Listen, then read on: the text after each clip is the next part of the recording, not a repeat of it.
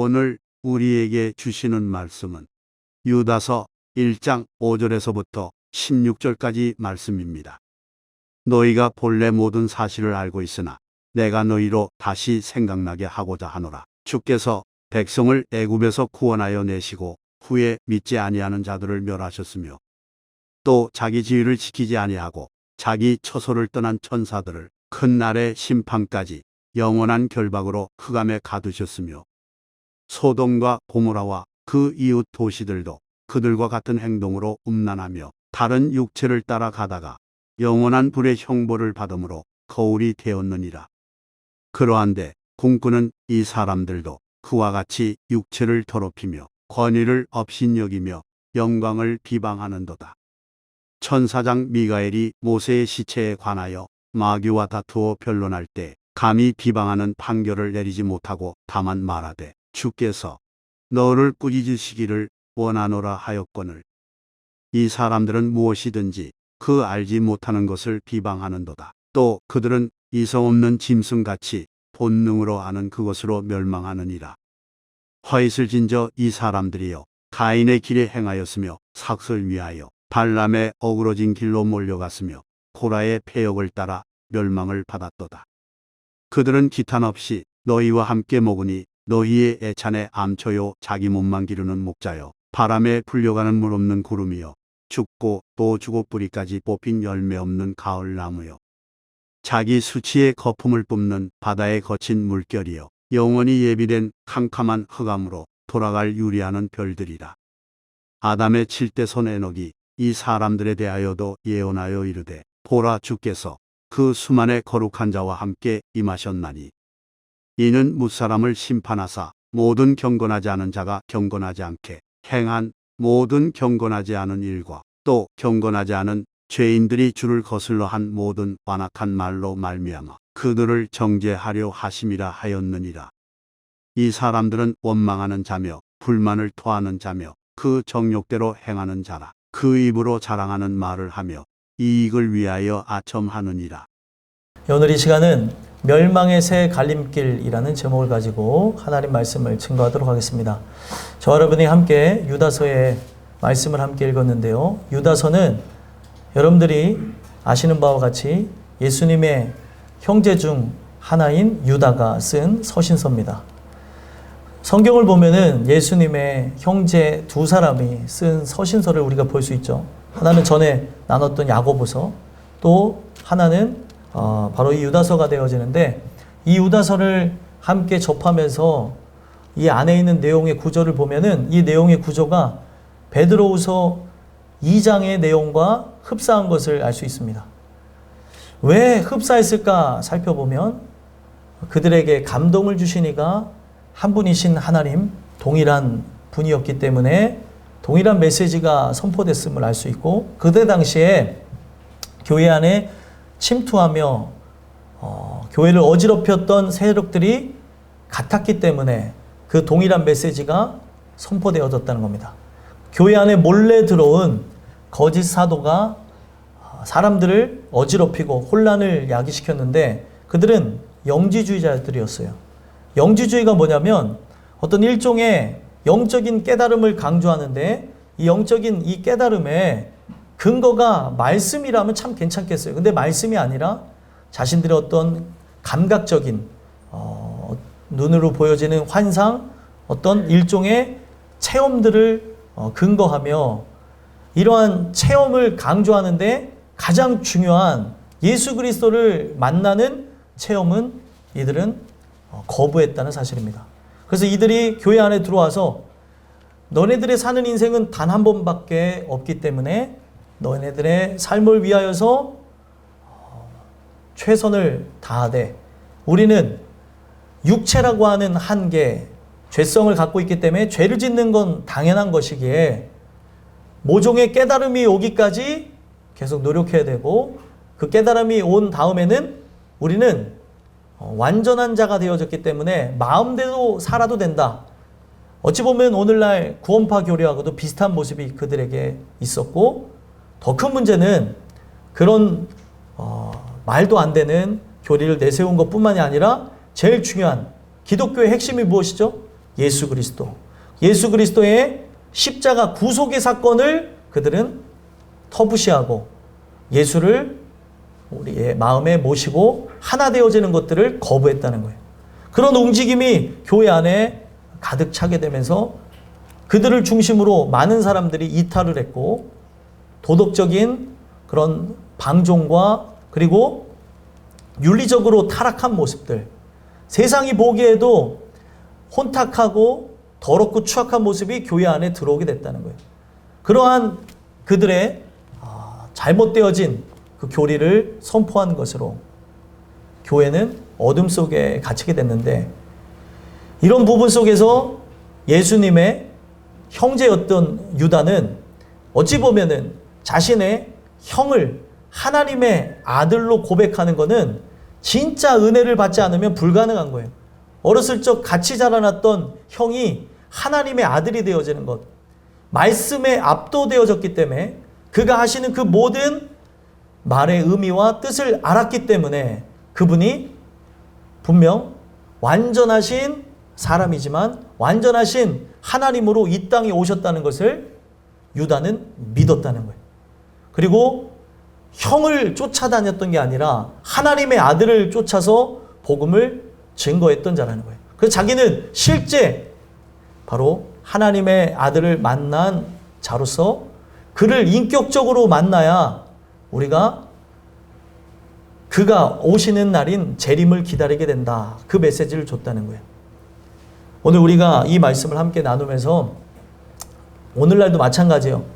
악한 존재들이 교회 안에 침투하고 또 우리의 생각과 마음속에 들어와서 하는 역할이 뭐냐면 예수와 인격적인 그런 관계를 맺지 못하게 한다는 거예요. 우리가 예수와 함께 연합해야지만, 하나 되어져야지만 그가 신랑으로 우리를 혼인잔치에 들어가게 하기 위해 데리러 오실 때 우리는 신부로서 그를 맞이하게 된다는 거예요. 이 땅 가운데 여러분들이 주의 말씀을 통해 그를 인격적으로 만남으로 그가 다시 오시는 그 재림의 날을 기다리며 끝까지 승리하는 여러분들과 제가 됐으면 좋겠어요. 그래서 오늘 말씀은 특별히 멸망의 새 갈림길이라고 하는 이 말씀을 통해 오늘날도 교회 안에 다른 복음이 들어와서 예수 그리스도와 인격적인 관계를 맺지 못하게 하는데, 우리가 그와 인격적인 관계를 맺지 못하면 바로 말씀의 제목과 같이 멸망의 새 갈림길로 나아가 결국에는 심판받는다는 메시지를 주는 거예요.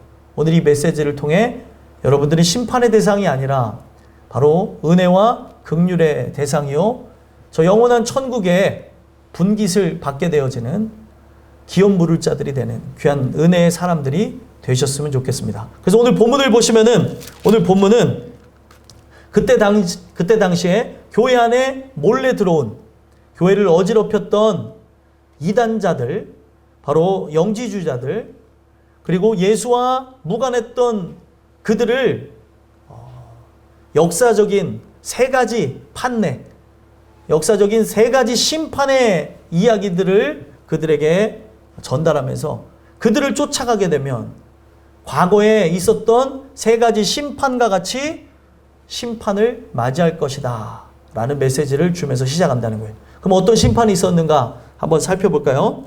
5절에서부터 7절 한번 먼저 읽어보겠습니다. 시작. 너희가 본래 모든 사실을 알고 있으나 내가 너희로 다시 생각나게 하고자 하노라. 주께서 백성을 애굽에서 구원하여 내시고 후에 믿지 아니하는 자들을 멸하셨으며 또 자기 지위를 지키지 아니하고 자기 처소를 떠난 천사들을 큰 날의 심판까지 영원한 결박으로 흑암에 가두셨으며 소돔과 고모라와 그 이웃 도시들도 그들과 같은 행동으로 음란하며 다른 육체를 따라가다가 영원한 불의 형벌을 받음으로 거울이 되었느니라. 아멘. 자, 이 내용을 시작할 때 어떻게 시작합니까? 5절에 보니까 너희가 본래 모든 사실을 알고 있으나 내가 너희로 다시 생각나게 하고자 하노라.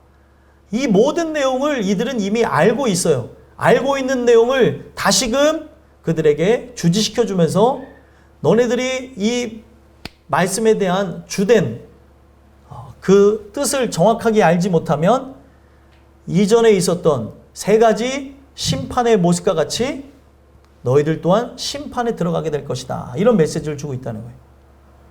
오늘날 우리에게도 마찬가지죠. 우리는 지금 이제 보게 되어질 세 가지 그 심판에 대한 이야기를 다 알고 있습니다. 하지만 이 알고 있는 것을 다시금 여러분들에게 강조하고 주지시켜주는 이야기를 통해서 우리가 예수와 연합하지 않으면 이와 같은 심판을 받게 된다라는 걸 가르쳐주는 거예요. 그럼 첫 번째 심판이 무엇이냐? 5절에 보니까 주께서 백성을 애굽에서 구원하여 내시고, 자, 성경에 보게 되면 그들이 약속의 때가 이르러서 애굽에서 지내다가 하나님의 때가 이르게 되니까 하나님께서 어떻게 합니까? 모세를 중심으로 애굽을 탈출시키죠. 애굽을 탈출하며 그들은 하나님의 언약을 의지하며 나가면 되는데 애굽을 탈출하여 어디를 통과하며 갔죠? 광야를 통과하며 가나안 땅을 향해 진격해 나갈 때 문제가 생겨납니다. 광야를 통과하며 지나갔더니 그들이 어떤 죄악을 범합니까? 하나님께 원망과 불평 그리고 짜증을 섞인 그런 말들을 하면서 불신앙을 내비쳤다는 거예요. 그래서 5절 후반절에 뭐라고 얘기합니까? 애굽에서 구원하여 내시고 후에 믿지 않은 자들을 멸하셨으며, 그들이 믿음이 없는 것으로 인해서 멸망했던 첫 번째 사건을 언급하는 거예요. 그들은 하나님께서 가나안 땅으로 인도하신다고 했으면 눈앞에 물이 없던, 먹을 게 없던, 적군이 나를 향해 진격해 오던 이것은 나의 믿음을 흔드는 어떻게 보면 가시적인 존재지 본질적인 존재가 아니라는 것을 믿었어야 되는데 눈앞에 실제적으로 이들이 찾아오고 내가 먹지 못하고 마시지 못하게 되는 것을 경험하니까 하나님을 원망하고 불평했다는 거예요. 그 영광과 함께 나가고 있는데 하나님이 그들을 구원하려고 인도하셨지 강야에서 죽게 하려고 인도하신 게 아닌데 그들은 하나님을 원망 불평 또 비판하며 그를 저주하기까지 했다는 거예요. 그렇기 때문에 첫 번째는 어떻게 됐어요? 믿지 아니하는 그들을 멸하셨다. 두 번째는 어떤 일이 일어나냐? 6절에 보니까 천사의 이야기를 해요. 천사들이 존재하는 것은 뭐예요? 하나님의 그 뜻을 따라 수종을 들기 위해서 존재하는 게 천사들이에요. 그리고 천사들은 바로 저와 여러분들을 돕는 자로 지금도 함께하며 돕고 있어요. 그렇죠? 그런데 이들이 지위를 지키지 않았다. 성경은 얘기해요. 그들이 해야 될 포지션이 있는 거예요. 축구를 하게 되면 축구의 포지션을 지켜야 그 경기에 그 수월하게 이기게 되는 장면을 보잖아요. 그 포지션을 파괴하게 되면은 아무리 잘하는 사람이라고 한다 할지라도 그 감독이 내린 그 명령을 잘 수행하지 않으면 그가 포지션을 파괴한 것 때문에 경기에서 지게 되는 거예요. 마찬가지로 천사들이 하나님을 높이며 하나님을 찬양하며 자기의 그 지위를 지키고 있어야 되는데 이들이 지위를 지키지 아니하고 교만한 마음과 그리고 들레는 그런 마음을 갖고 하나님의 권위에 도전했다는 거예요. 그래서 이들은 자기의 초소를 떠나서 하나님을 향해 대항했기 때문에 이 천사들은 큰 날의 심판까지 영원한 결박으로 흑암에 가두셨다. 흑암에 가뒀던 두 번째 심판의 판례를 듭니다. 하나님의 뜻, 하나님의 권위에 불순종하며 나간 자들, 불신앙을 일삼으며 나갔던 바로 천사에 이르기까지 하나님께서는 그들을 가만히 두지 않고 심판하셨다라는 얘기를 하고, 마지막 세 번째 심판의 판례는 뭐예요? 7절에 보니까 소돔과 고모라 땅에 있었던 심판이에요. 소돔과 고모라만 멸한 것이 아니라 소돔과 고모라에서 영향받은 여러 도시들도 멸망하게 됐는데 이들이 어떤 것 때문에 멸망하게 됐냐면 음란하며 다른 육체를 따라갔던 것. 어떤 짓을 했습니까? 그들은 행동이 아니고 짓을 한 거예요. 어떤 짓을 했냐면 하나님의 질서를 파괴하고 동성애를 일삼으며 어떻게 보면은 하나님이 보낸 자들을 상관하겠다고 하며 그들과 함께 동성애를 범하겠다고 하고 아브라함의 조카 롯에게 하나님의 보낸 그 사람들을 보내라고 하는 천사로 추정되어지는 그들을 바깥으로 보내서 그들이 동성애를 저지를 수 있게 해달라고 하는 그런 장면이 나온다는 거예요. 그런 모습을 토대로 얘기하는 게 뭐예요? 그들이 자신들을 더럽히며 추악을 일삼며 나갔다는 거예요. 그것 때문에 뭐라고 얘기합니까? 영원한 불의 형벌을 받았다. 이것이 그들에게 무엇이 되었다고요? 거울이 되어졌다. 자, 불의 형벌을 받음으로 거울이 되어졌다라고 하는 이 이야기를 통해 오늘날도 마찬가지예요. 이와 같은 죄악을 일삼으며 나가는 모든 사람들이 어떻게 되어진다는 거예요? 그 과거에 있었던 그런 이야기들이 그 심판의 세 가지 판례가 거울이 되어져서 우리에게 반드시 돌아오게 될 것을 이야기를 하고 있는 겁니다. 그래서 8절에서부터 10절까지의 내용을 보게 되면 이와 같이 역사적으로 하나님을 기만하며 하나님을 대항하며 자기의를 일삼고 죄악으로 나갔던 모든 사람들은 바로 심판을 받았다는 걸 이야기하며 그들을 쫓아가는 그때 당시에 영지주의자들, 교회 안에 몰래 들어온 거짓 사도들, 거짓 교사들, 이런 자들은 결국에 멸망하게 될 것이다 라고 하는 것을 얘기하는 거예요.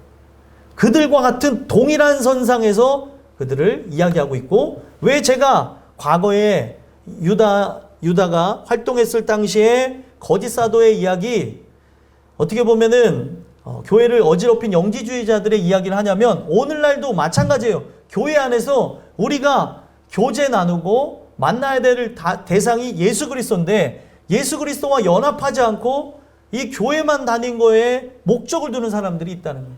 오늘 우리가 이 메시지를 통해서 정말 예수와 하나가 되어지고 연합하지 않으면 여러분들과 저는 과거에 그 세 가지 심판의 전례 속에 들어갔던 자들과 같이 멸망할 자들이라고 하는 결론으로 나갔던 영지주의자들처럼 멸망으로 나가게 된다는 거예요. 그래서 8절에서부터 8절을 먼저 읽어볼까요? 지금 이런 내용을 토대로 해서 그들의 모습을 고발을 합니다. 8절 먼저 읽어보겠습니다. 읽겠습니다. 시작. 그러한데 꿈꾸는 이 사람들도 그와 같이 육체를 더럽히며 권위를 없이 여기며 영광을 비방하는도다. 아멘. 꿈꾸는 이 사람들 누구예요? 영지주의자들. 오늘날로 이야기하면은 어떤 신비적인 체험을 강조하는데 이 체험이 성경을 바탕으로 해서 예수를 만난 인격적인 체험이 아니라 어떤 음성을 듣는다고 하고 또 환상을 본다고 하며 나가는데 하나님의 뜻과는 무관한 자기중심적이고 어떻게 보면은 자기의 죄악을 더욱 크게 하는 그런 일들을 일으키는 모습들이라는 거예요. 하나님은 인격적인 분이에요. 막 예언기도 많이 받으시러 다니는 분들이 있는데 그 예언기도 받으러 다니시는 분들, 저도 어렸을 때 많이 받으러 다녔는데 예언기도의 가장 큰 핵심, 예언이라고 하는 거는 어떤 기도를 특별히 하는 게 아니고 그리고 뭐 감사헌금을 하는 이런 게 아니고 교회에 덕을 세우기 위해서 예언이 존재한다고 바로 사도 바울이 얘기를 했어요. 고린도전서에. 그러면은 그런 측면에서 저 사람이 더 믿음으로 나가기 위한 덕을 세우는 말들을 하면은 괜찮은데 그런 게 아니라 사람들이 가서 물어보는 게 뭐냐면 어디에 땅을 사면 좋을까요? 요번에 아파트 청약을 넣어야 되나요?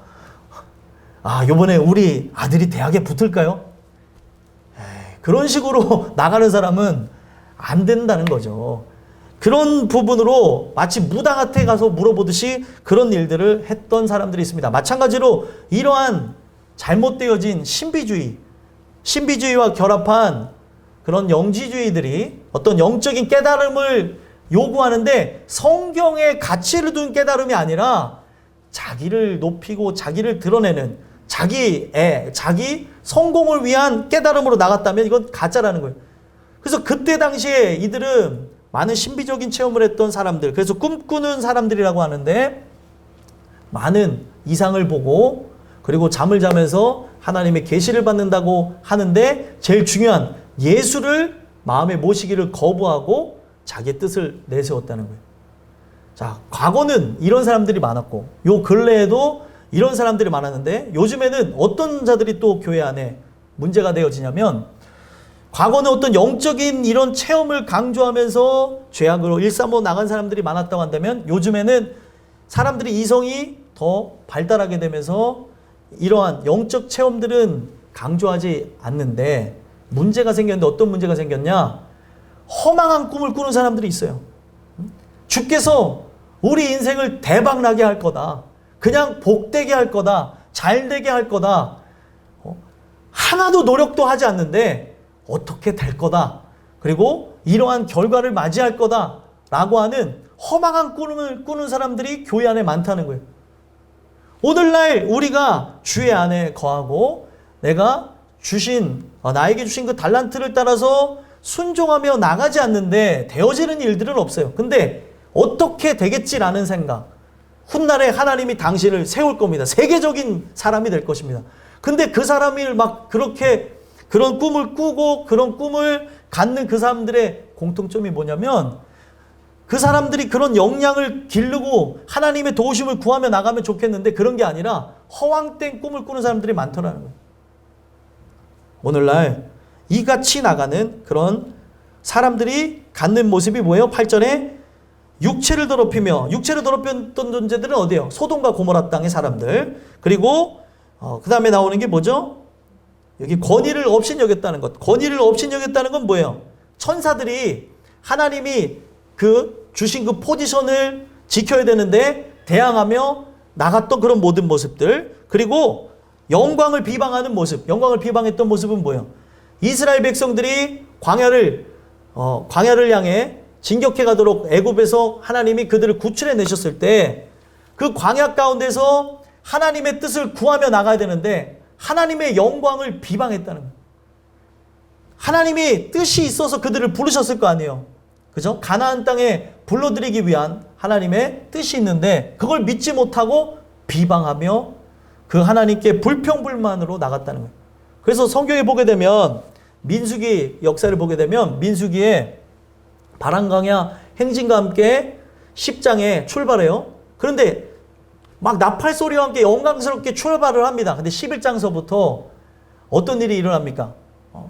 그들이 다베라에서 원망으로 인하여서 불로 인해 진영이 불타서 죽는 일들.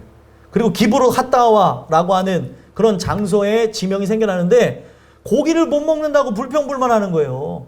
부추 씹던 맛이 생각난다고 하면서 그것으로 자기네들의 신세를 막 한탄하고 처량하게 생각하는. 차라리 애굽의 종노릇 했으면은 고기라도 많이 먹는데 여기서 고기도 못 먹고 죽게 생겼다. 만나를 주시는데 그 만나도 이제 감사하지 않는 거예요. 고기를 달라고 하는 거예요. 그랬더니 하나님이 어떻게 해요? 고기를 주시는데 한 달 동안이나 계속 먹을 수 있는 분량의 메추라기를 주는데 다음 날이면은 메추라기가 자기의 눈앞에서 없을까봐 이들이 야만적으로 메추라기를 막 손으로 뜯어서 먹습니다. 그래서 고기가 이빨에 끼기도 전에 죽었다고 성경은 얘기해요. 그래서 탐욕의 무덤 기브롯 핫다와라고 하는 장소가 지명이 되어져 버립니다. 결국에는 그들이 뭐예요? 하나님을 믿지 못하고 나간 것, 그것 때문에 영광을 비방한 것으로 그들은 바로 심판 대상이 되어졌다는 거예요. 그래서 이 이야기와 함께 과거에 있었던 일을 하나 끄집어냅니다. 어떤 일이냐면 천사장 미가엘과 그리고 마귀와 있었던 이야기를 끄집어내요. 9절 한번 읽어보겠습니다. 읽겠습니다. 시작. 천사장 미가엘이 모세의 시체에 관하여 마귀와 다투어 변론할 때에 감히 비방하는 판결을 내리지 못하고 다만 말하되 주께서 너를 꾸짖으시기를 원하노라 하였거늘. 아멘. 자, 이 내용은 성경에 나오는 내용이 아니에요. 그때 당시에 위경중의 하나인 그 다른 그 책에 지금 정경으로 채택되지 않은 그런 내용을 알고 있는 사람들에게 전달했던 부분이다 보니까 우리가 이제 모르는 내용도 여기 나오는데 한 예가 있습니다. 어떤 일이 있었냐면 모세가 살아생전에 회심하기 이전에 애굽 땅에 있을 때 왕자로 있었잖아요. 그 왕자로 있을 때 어떤 큰 죄를 범하죠? 살인죄를 저지릅니다. 살인죄를 저질러 갖고 땅에다가 파묻었어요. 이스라엘 백성을 괴롭히는 그 애굽 사람을 보면서 화가 나갖고 그를 쳐서 죽여갖고 땅에다 묻었어요. 그걸 가지고 마귀가 고발을 하는 거예요. 저런 자가 어떻게 보면 천국에 들어갈 수 있느냐라고 하며 행위를 갖고 이야기합니다. 여러분들 구원은 뭘로 받죠? 구원은 뭘로 받아요? 믿음으로 받죠. 행함으로 받는 게 아니잖아요. 근데 회심하기 이전의 것을 가지고 마귀가 말도 안 되는 걸 갖고 얘기하는 거예요. 말도 안 되는 걸 가지고 고발하며 모세는 저렇게 함께 갈 수 없다고 하면서 그 시체를 가지고 지금 이 마귀가 장난을 치니까 화가 난 거예요. 미가엘이. 그래서 미가엘이 갖고 있는 권위로 충분히 마귀를 꾸짖을 수 있죠. 말도 안 되는 소리를 하니까. 그런데 여기에 보면은 이 미가엘이 그렇게 하지 않고 어떻게 한대요? 감히 비방하는 판결을 내리지 않고 다만 말하되 주께서 너를 꾸짖으시기를 원하노라. 이게 굉장히 중요한데 이 모든 권한이 하나님께 있음을 그가 고백하고 자기가 충분히 마귀를 비방할 수 있는 그런 위치에 있고 또 마귀가 말도 안 되는 소리를 했지만 이런 부분 속에서 조심하며 그리스도께서 갖고 계신 심판장의 권한을 침범하지 않았다는 거예요. 마귀가 한 말이 말도 안 되는 얘기인데도 그 권한을 침범하지 않다고 하면서 주께서 너를 꾸짖으시기를 원한다라고 하며 이 부분을 그렇게 대항을 했는데 천사장도 그렇게 했는데 문제는 뭐예요? 그때 당시에 영지주의자들이 자기가 예수라고 하는 하나님의 아들을 실제로 만나지 못하니까 그분은 하나님의 아들이 아니었다는 둥, 그분을 만날 필요가 없다는 둥, 말도 안 되는 말을 함부로 하고 이런 부분 속에서 자기가 알지 못하는 걸 가지고 비방을 하고 회방을 놨다는 거예요. 그래서 이걸 가지고 10절에 뭐라고 얘기합니까? 한번 읽어보겠습니다. 시작. 이 사람들은 무엇이든지 그 알지 못하는 것을 비방하는도다. 또 그들은 이성 없는 짐승같이 본능으로 하는 그곳으로 멸망하느니라. 아멘. 이들은 무엇이든지 알지 못하는 걸 비방한대요. 알지 못하면 긍휼을 구하고 겸손해야 되는데 자기가 경험하지 못했다고 예수를 부인하는 거예요. 예수 그리스도께서 육체로 오심을 부인하고 그와 함께 연합해야 되는 것을 이들은 터부시했다는 거예요. 자기네들이 만나지 못한 거지 예수는 하나님의 아들이십니다. 오늘날도 마찬가지예요. 여러분들이 이 교회를 다니면서 예수라고 하는 분을 인격적으로 만나지 못하면은 이 부분에 대해서 하나의 종교로 인식할 수 있지만 예수는 하나님의 아들이십니다. 실제로 우리가 만나야 될 분이라는 거예요. 오늘날 많은 사람들이 과거에 영지주의자들처럼 예수라고 하는 분을 인격적으로 만나지 못하다 보니까 함부로 말하고 함부로 행동하는 그런 부분들, 비방하고 그리고 정죄하는 모습이 있었다는 거예요. 지금 이 영지주의자들이 자기가 알지 못한다고 함부로 떠드는 그런 모습이 있어요. 자, 보세요. 미가엘 천사장도 모세 시체에 대해서 변론할 때 분명 마귀가 말도 안 되는 내용을 갖고 떠들었는데도 이런 모든 판결을 바로 예수님께 있다고 하며 그가 너를 꾸짖으시길 원한다라고 얘기를 했다는 거예요. 내가 이렇게 할 수 있는 부분에서도 그랬는데 문제는 무엇이에요? 오늘날 이들은 틀린 얘기를 하고 있고 알지 못하는 그런 부분을 자기는 안다고 생각하고 지금 하나님의 은혜 속에 나가는 사람들을 비방하고 오늘 예수와 인격적으로 나가는 그 사람들에 대해서 손가락질하는 모습이 있었다는 거예요. 그래서 그들을 비판하기를 뭐라고 얘기해요? 그들은 이성 없는 짐승 같다고. 이성 없는 짐승. 짐승을 비하하는 게 아닙니다. 여러분들 오해하지 마세요. 짐승은 뭘로 살아가요? 본능으로 살아가요. 본능. 그래서 이성 없는 짐승과 같이 본능으로 살아가는데 바로 그들 또한 영지주의자 또한 오늘날 이 말씀을 듣고 깨달음이 없는 많은 사람들 또한 뭐라고 얘기해요? 본능으로 아는, 회심하지 않은 그런 죄성을 따라서 멸망을 한다는 거예요. 오늘 우리가 은혜를 통해서 하나님의 그 목적과 하나님의 그 뜻을 바로 깨닫지 못하면 여러분들과 저는 부패한 본성을 따라 멸망으로 나가는 존재밖에 되지 않아요. 어떻게 보면은 정말 죄송한 얘기지만 예수님이 하신 말씀을 빌어서 얘기하면은 우리가 은혜를 통해서 깨어나지 않으면 우리는 어떤 존재와 같냐면 개와 돼지와 같은 그런 모습이 있다고 얘기해요. 왜냐하면 진주를 줬는데 이 돼지는 진주를 뭘로 인식할까요? 돌로 인식하고 그 진주를 준 대상을 들이받는다는 거예요. 개에게 아무리 좋은 걸 줘봐야 개가 이것을 먹지를 않아요. 제가 저기 제천에 가서 또 옆에 강아지가 밥 먹는데 이렇게 와가지고 이렇게 옆에 있는 거예요. 그래서 먹으라고 그렇게 조금 줘도 얘는 이게 좋은 건지 모르니까 안 먹는 거예요. 좋은 걸 줘도 안 먹더라고요. 전에 제가 그 동그랑땡이가 좋아해가지고 이거를 아끼다가 조금 남겨갖고 원래 주면 안 되는데 게사료만 먹어야 돼요. 근데 몰래 나가서 줬더니 이렇게 핥아 보더니만 내가 먹는 걸 이렇게 아껴서 줬는데 이렇게 먹더니 자기 스타일이 아닌가 봐요. 그러더니 안 먹더라고요. 그래서 제가 이놈의 이 자식이 내가 좋아하는 동그랑땡을 줬는데 안 먹는데 왜 말이 통해요? 말이 안 통해요. 얘 스타일이 아닌 걸 어떻게 하겠어요? 오늘날 우리가 진짜 하나님이 주시는 은혜에 의해서 하나님의 그 뜻을 우리가 발견하지 못하면 우리는 본능으로 아는 그것을 따라서 멸망하게 된다는 거예요. 그래서 결국에 오늘 우리가 본능으로 살아가는 그것 때문에 모든 사람들은 멸망으로 나갈 것인데 말씀의 제목과 같이 세 가지 길로 결국에 나아가게 되고 세 가지 길로 나가다가 결국에는 멸망받고 심판하게 된다는 거예요. 자, 11절 읽어볼까요? 한번 읽어보겠습니다. 시작. 화 있을진저 이 사람들이여 과인의 길에 행하였으며 삭슬 위하여 발람의 어그러진 길로 몰려갔으며 고라의 폐역을 따라 멸망을 받았도다. 아멘.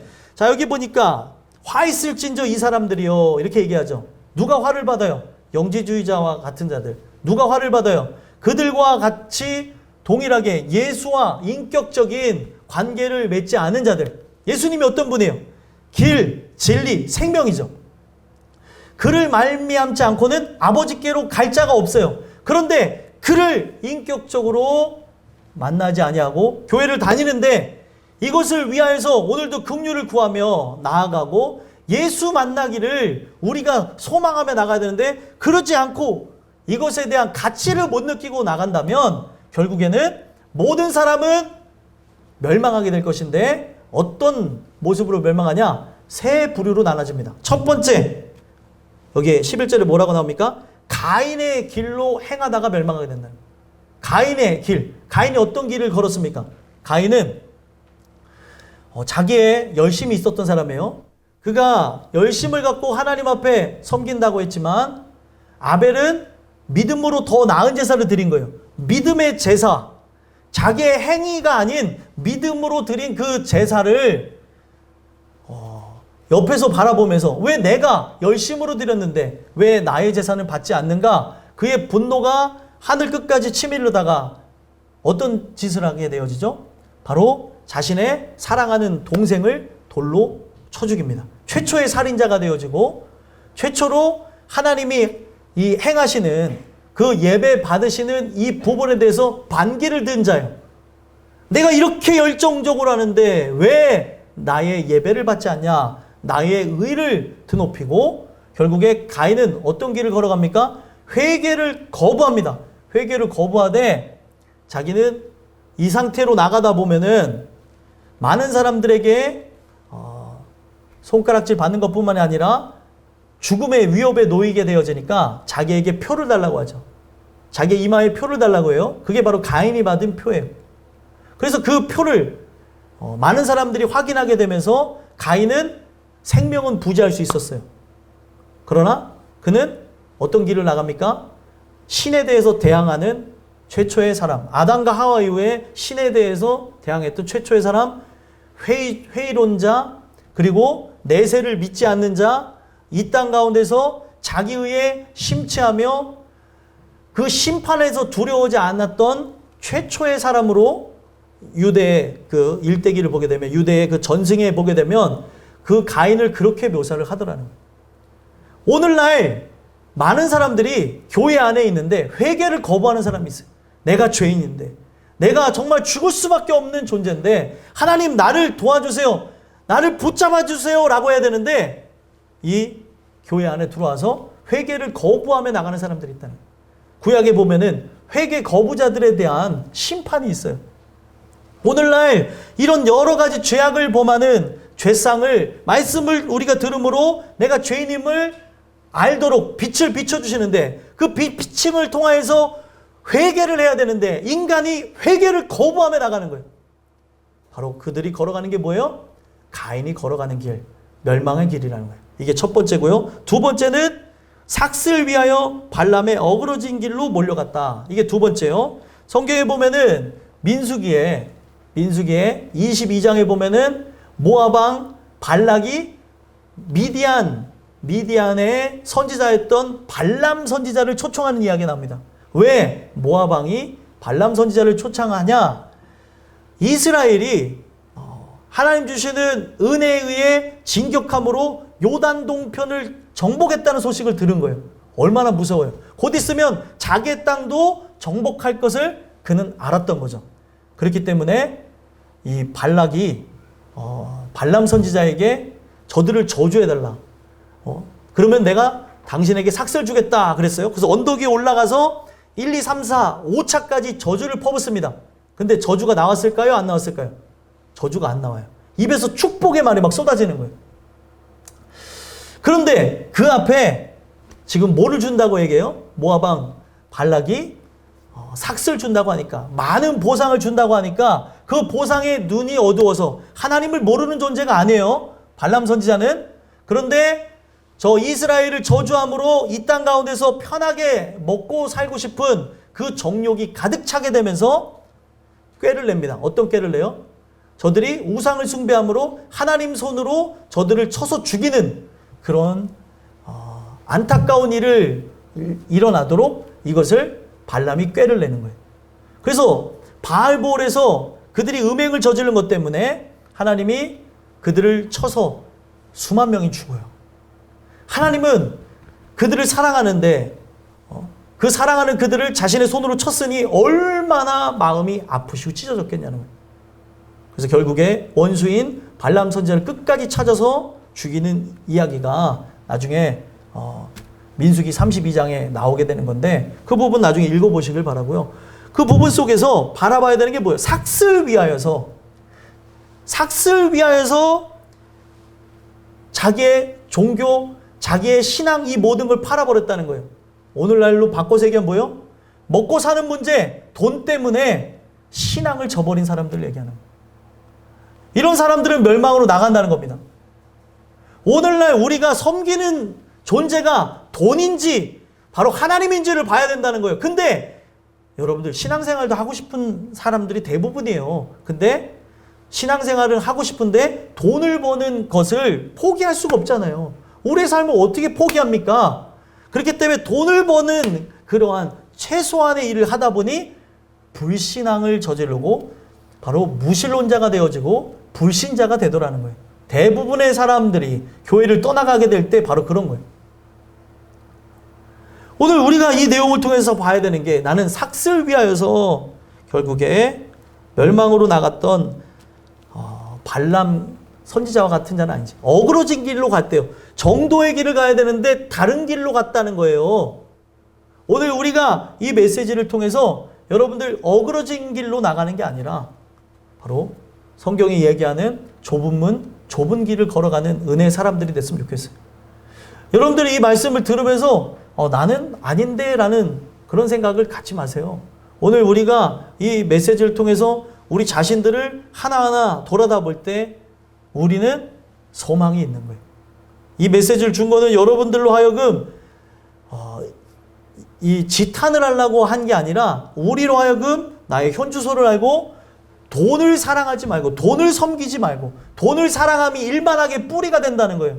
돈 갖고 목회자도 흔들고 그리고 성도도 흔들고 이 세상 신을 돈으로 비유합니다. 성경은. 그렇기 때문에 오늘 우리가 이와 같은 길을 걸어가지 않아야 멸망하지 않는 거예요. 이게 두 번째고요. 세 번째는 고라의 패역을 따라 나갔다는 거. 고라의 패역. 민수기 16장에 보게 되면 고라 일당이 반역을 저질러요. 어떤 반역을 저지르냐?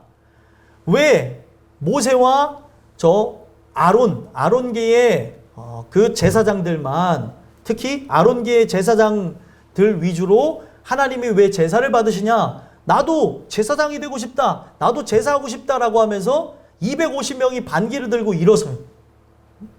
도대체 무슨 근거를 가지고 너네들이 이렇게 할 수 있느냐? 그렇게 하면서 반기를 드는 장면이 나오는데 이게 뭐예요? 고라가 갔던 이 패역의 길이 상징하고 있는 게 하나님의 권위, 하나님이 갖고 계신 주권에 도전한 거죠. 하나님이 그들로 일을 하시겠다고 정했어요. 그러면 그걸 받아들여야 되는데 왜 나는 아닙니까? 우리가 살아가면서 신약에서 또 봐야 되는 게 뭐냐면 나에게 정하신 경계의 한계가 있어요. 모든 사람들이 다 높은 곳을 바라다보고 세상 사람들과 같이 명예롭고 권력 있고 힘 있는 사람을 위해서 나가는 게 아니라 내게 주신 분량에 따라 살아가는 거예요. 내게 정해주신 길, 인도하시는 길을 나가야 되는데 누가 저렇게 잘 됐다, 누가 뭐 이렇게 됐다 하는 거에만 무작정 비교하고 무작정 부러워하는 모습이 있으니까 문제가 되어진다는 거예요. 그래서 전에도 제가 한번 일전에 설교한 적이 있는데 각자 주신 그 분량의 한계를 넘어서지 말라 그랬어요. 그걸 넘어서는 게 뭐냐면 바로 정욕이고 죄라는 거예요. 지금 이들이 고라 일당이 반기를 든 게 뭐예요? 하나님의 권위에 도전을 한 거예요. 왜? 하나님, 내가 당신을 왜 사겠다고 하는데 나는 안 됩니까? 분량이 작을 수도 있다니까요. 분량이 클 수도 있다니까요. 오늘 이런 부분들을 받아들이고 나가야 되는데 하나님을 향해 나도 저렇게 해달라고, 나도 복 달라고, 나도 이렇게 하고 싶다고 하면서 나간 그것으로 멸망을 받았다는 거예요. 공통점이 뭡니까? 지금 첫 번째, 두 번째, 세 번째 나왔던 가인의 길, 그리고 삭슬 위해서 나갔던 발람의 길, 고라 패역을 따라 나갔던 길의 공통점은 뭐예요? 다 멸망했다는 거예요. 오늘 이 메시지를 통해서 살펴봐야 되는 게 오늘 저와 여러분이 은혜를 통해서 예수를 인격적으로 만나고 예수께서 가신 그 길 우리가 함께 걸으며 그 진리를 체험하며 그의 생명을 얻지 않으면 아버지께로 갈 자가 없다는 거예요. 그래서 이들을 어떻게 표현합니까? 12절 13절 한번 읽어보겠습니다. 읽겠습니다. 시작. 그들은 기탄 없이 너희와 함께 먹으니 너희의 애찬에 암초요 자기 몸만 기르는 목자요 바람에 불려가는 물 없는 구름이요 죽고 또 죽어 뿌리까지 뽑힌 열매 없는 가을나무요 자기 수치에 거품을 뿜는 바다의 거친 물결이요 영원히 예비된 캄캄한 흑암으로 돌아갈 유리하는 별들이라. 아멘. 자, 이들에 대한 표현, 어떤 표현이에요? 가인의 길, 발람의 길, 고라의 길을 갔던 이들에 대해서 뭐라고 얘기합니까? 12절에 그들은 기탄이 없대요. 기탄이 없다는 것은 두려움이 없고 뻔뻔하게, 이 다음이 충격적인데, 너희와 함께 먹고 있다는 거예요. 이게 충격이에요. 오늘 이 교회 안에 이런 모습을 갖고 함께 먹고 마시고 있다는 거죠. 이게 문제인 거예요. 교회 안에 예수를 우리가 만나기를 소망하고 예수를 마음에 모시고 그와 함께 동행하는 게 아니라 뻔뻔하게 함께 먹고 마시면서 예수를 소망하지도 않고 예수 만난 척, 예수를 믿는 척, 주님을 위해 살고 있는 척하며 살아가고 있다는 거예요. 이렇게 목회자도 되고 전도사도 되고 장로, 권사, 집사 여러 기관장들이 되고 있다는 거예요. 그게 과거의 문제만 우리에게 얘기한 게 아니라 현재도 예수를 인격적으로 만나지 않은 채 만난 척하면서 그렇게 나가고 있고, 오늘 이것이 우리의 삶이 가장 중요하게 나가야 되는데 그렇게 나가지 않고 함께 지금 이 안에 성함을 받은 자로 있으면서 택함을 받은 자인 것처럼 우리와 함께 있다는 거예요. 그게 바로 저일 수도 있고 여러분들일 수도 있는 거예요. 이 메시지를 돌아보지 않으면 그냥 교회만 다니다가 그냥 기독교라는 종교를 그냥 갖다가 결국에는 멸망으로 나가는 존재가 된다는 거예요. 예수를 인격적으로 만나지 않았기 때문에 그렇습니다. 그래서 그들을 뭐라고 표현합니까? 12절 중반에 너희 애찬의 암초요. 애찬은 뭐냐면 사랑의 잔치를 벌이는데 사랑의 잔치에 초를 치는 거대한 반석이라는 거예요. 지금 여기 만약에 상이 깔려 있어요. 그 상에 엄청난 바위를 갖다가 집어 던진 격이라고 얘기하는 거고, 자기 몸만 기르는 목자요. 자, 목자가 존재하는 거는 뭐예요? 양을 위해서 존재하죠. 그리고 성경에 보면 선한 목자가 나오죠. 선한 목자는 누구예요? 예수님이죠. 양을 위하여서 자기의 생명을 버리시는 목자인데 자기의 몸만 기르는 목자라고 얘기하고, 바람에 불려가는 물 없는 구름, 이 구름이 존재하는 데서 바로 이거는 그 베드로 사도가 얘기했던 내용하고 동일한 건데, 물 없는 셈이요 바람에 광풍에 불려가는 그런 구름과 같다, 광풍에 불려가는 안개와 같다, 이런 표현을 씁니다. 제일 중요한 게 이 구름이 존재하는 게 비를 내려야 되는데 구름이 떠 있긴 한데 비가 없는, 그러니까 비가 내려서 뭔가를 살리는 생명력이 있어야 되는데 그냥 둥둥둥 떠다니는, 속이 비어있는 모습이라는 거죠. 그리고 또 여기 얘기하는 게 뭐예요? 죽고 또 죽어 뿌리까지 뽑힌 열매 없는 가을나무요. 되게 중요해요.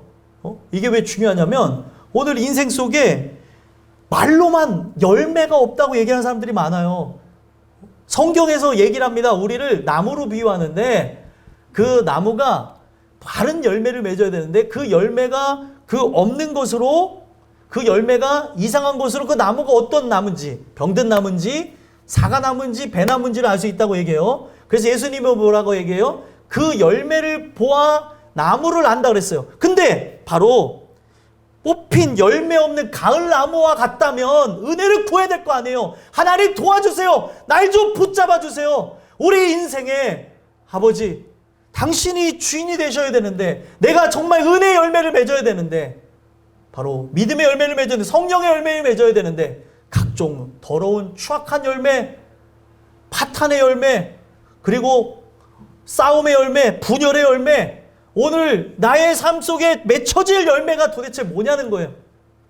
죄악을 일삼으며 범죄를 일삼는 열매가 맺혀지고 있다면 도대체 내 안에 심어진 나무가 뭐냐는 거죠. 그 얘기를 하고 있는 거고, 13절에 또 뭐라고 얘기해요? 자기 수치의 거품을 뿜는 바다의 거친 물결이요. 자, 여러분들 이 바다 물결이 막 치면은 거품이 이르는 거 보여주죠? 이 거품이 막 끊임없이 오르는 것처럼 우리가 거품 덩어리인 거예요. 우리가 지금 여기에서 나오는 영지주의자들의 모습이 바로 우리의 모습일 수 있고, 우리의 모습이 진짜 그 물결을 아름답게 이루며 나가야 되는데 그 물결이 이루면서 나오는 거품과 같이 무익하고 해가 많은 말들이나 어떤 여러 가지 행동을 일으키는 거죠. 우리가 세상에도 쓰는 말이잖아요. 저 사람은 거품이 많아. 믿음이 있는 것처럼 보이는데 거품이 낀 사람이 너무 많다는 거예요. 말은 잘해요. 근데 말은 잘하는데 그 중심에 예수가 없는 사람들, 이게 무서운 거예요. 학습이라는 게 왜 무섭냐면 계속 듣다 보면 은혜 받은 것처럼 말할 수 있어요. 누구나 은혜로 살아가는 것처럼. 근데 성경은 뭐라고 얘기하냐면 마음으로 믿어 의에 이르고 입으로 신하여 구원을 얻는데요. 마음으로 믿는 역사부터 나와야 되는데 오늘날 문제는 뭐냐면 입으로 말하는 것, 입으로 나누고 고백하는 것부터 배워버리니까 이걸 말해버리니 저 사람이 진짜 은혜 받은 것처럼 포장이 되더라는 거예요. 오늘 이 내용을 통해서 봐야 되는 게 내 모습이 이런 모습이 있는 건 아닌가 돌아다 봐야 되고, 또 13절 후반절에 뭐라고 얘기합니까? 영원히 예비된 캄캄한 흑암으로 돌아갈 유리하는 별들이라. 자, 별들은 빛나기 위해 떠 있어요. 근데 이 빛나고 있는 그 별이 나중에 빛을 잃어서 나중에 떨어지는 것처럼 누가 먼저 떨어지냐면 하나님의 뜻을 거역한 천사들이 바로 하나님의 뜻을 거역해서 그 빛을 잃어버리고 떨어지는 그 모습과 같이 결국에 빛을 잃어버린 그런 존재로서 어둠 가운데 나가게 되는 모습을 이렇게 묘사하고 있다는 거예요. 오늘 내가 빛의 역할을 감당해야 되는데, 소금의 역할을 감당해야 되는데 맛을 잃어버린 소금과 같지는 않은지, 아니면 빛을 내뿜어야 되는 것이 내 삶의 어떻게 보면 이유이자 목적인데 빛을 잃어버린 존재는 아닌지 살펴봐야 된다는 거예요. 결국에 이와 같이 예수와 연합하며 예수와 동행하며 그 예수와 인격적인 관계를 맺지 아니하고 제가 말씀드린 멸망의 새 갈림길을 쫓아서 나간 그들은 바로 14절에서 16절과 같이 반드시 심판을 받는다는 거예요. 반드시 멸망한다. 오늘 우리에게 이 말씀을 주는 것은 반드시 멸망하지 않고 영생을 얻으라고 이 말씀을 주시는 거예요. 예수를 우리의 마음의 모심으로 살라는 거죠. 예수를 인격적으로 만나지 않으면, 어제 청년부 모임에서도 아이들한테도 그런 얘기를 했지만, 나는 열심히 하는 것 같은데 아이들은 열심히 안 하는데, 동생들은 열심히 안 한다고 하면서 동생들이 은혜 받기를 원한대요. 열심히 하는 아이죠. 우리 부목사님 첫째 아들. 그래서 너가 은혜를 받아야 되는 거야. 너가. 제가 그런 얘기를 했어요. 동생들이 잘못하는 거 안다. 하지만 너가 은혜를 받으면 다른 사람이 못하는 게 눈에 들어오는 게 아니고 내가 못하고 내가 못났고 내가 죄 짓는 게 보여야 되는 거다. 그랬더니 아 그러더라고요. 알아들었는지 모르겠어요. 저기 앉아있는 분. 알아들었어? 알아들었대. 우 이러고 있는. 알아들었으니까 제가 보겠어요. 이제 동생들하고 싸워나가는 데서 잘해요. 동생들이 하는 그 부분 속에서 억울한 게 있으니까 저한테 얘기를 한 건데 오히려 칭찬을 할 줄 알았는데 자기를 뭐라고 하니까 놀란 거죠.